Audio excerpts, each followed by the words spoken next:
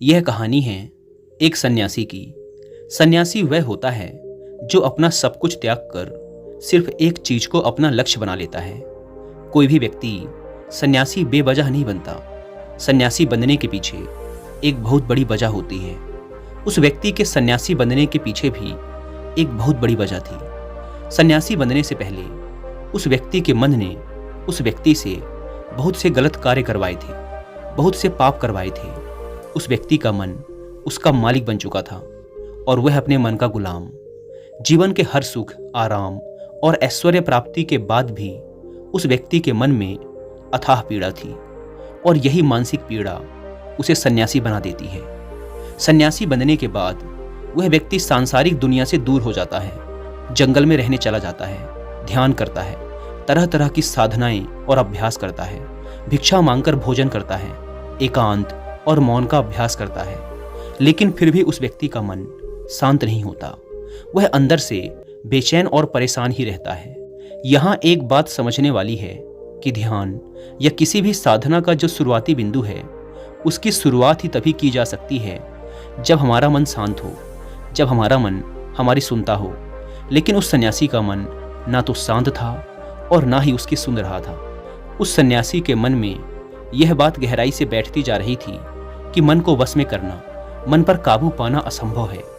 लेकिन फिर एक दिन उस सन्यासी को एक व्यक्ति मिलता है जो ना तो कोई साधु सन्यासी होता है और ना ही कोई बुद्धिमान व्यक्ति। वह तो बस एक साधारण सा चारवाहा था जो उस जंगल में अपनी भेड़ों को चरा रहा था। वह चारवाहा उस सन्यासी के पास आकर उससे पूछता है, क्या मैं तुम्हारी कुछ मदद कर सकता हूँ? तुम बहुत परेशान लग रहे हो।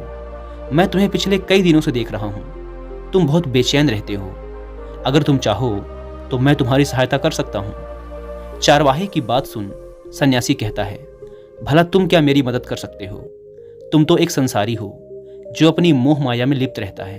यह सुन वह चारवाहा उस सन्यासी से कहता है, मैं तुम्हारी मदद कर सकता हूँ। मैं मन को वश में करना जानता हूँ। सन्यासी चारवाहे के मुंह से यह बात सुन जोर से हंसता है और कहता है, क्या क्या कहा तुमने?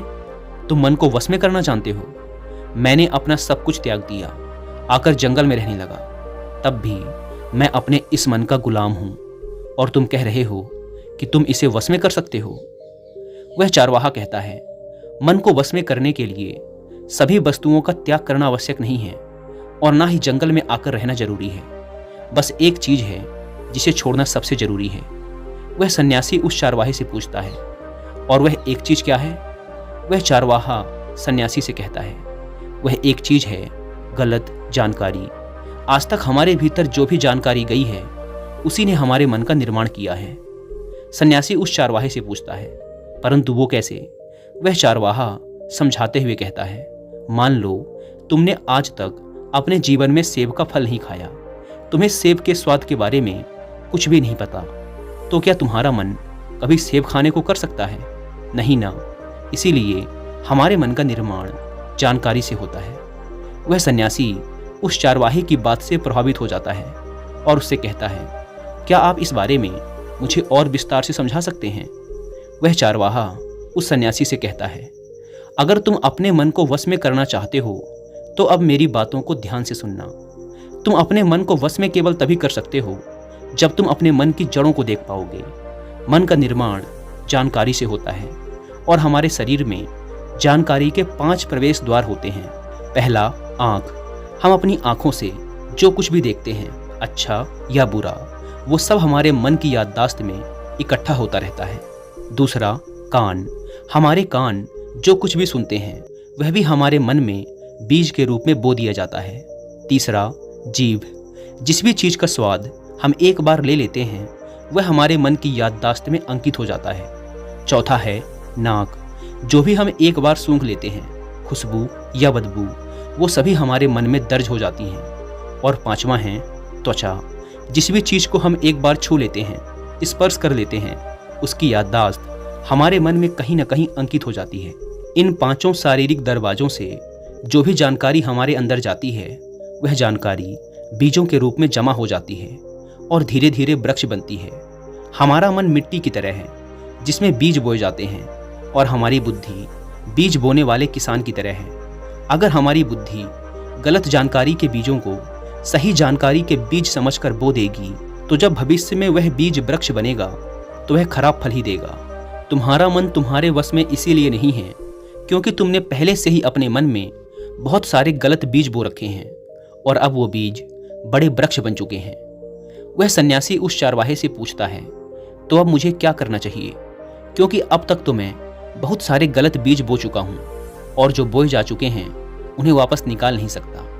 वह चारवाहा उस सन्यासी से कहता है, अब तक तुम अनजाने में गलत बीज बो रहे थे, लेकिन अब जानबूझकर सही बीज बोना आरंभ कर दो। भीतर अगर हजारों बीज गलत हैं तो क्या हुआ, अब से लाखों सही बीज बोने के लिए तैयार हो जाओ। तुम्हें बस पूरे दिन इस बात पर ध्यान देना है कि इन 5 द्वारों से तुम्हारे भीतर क्या जानकारी जा रही है और जो जानकारी जा रही है वो सही भी है या नहीं। वह सन्यासी पूछता है, यह कब तक करना होगा।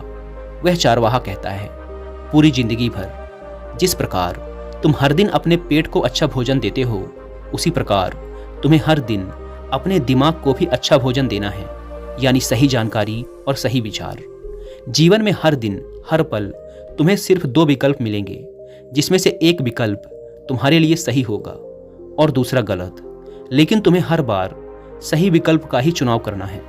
हमेशा याद रखना, सही विकल्प का चुनाव करते समय तुम्हारे भीतर पीड़ा पैदा हो सकती है, लेकिन वह पीड़ा सिर्फ कुछ समय ही रहेगी। इसीलिए चाहे तुम्हारे अंदर कितनी ही पीड़ा क्यों ना हो, तुम्हें हर बार सही का ही चुनाव करना है। जितनी बार तुम सही चुनोगे उतनी बार तुम अपने अंदर एक सही बीज बोओगे, और जिस दिन तुम्हारे अंदर के सही बीजों की संख्या गलत बीजों की संख्या से अधिक हो जाएगी, उस दिन तुम्हारा मन तुम्हारे बस में होगा।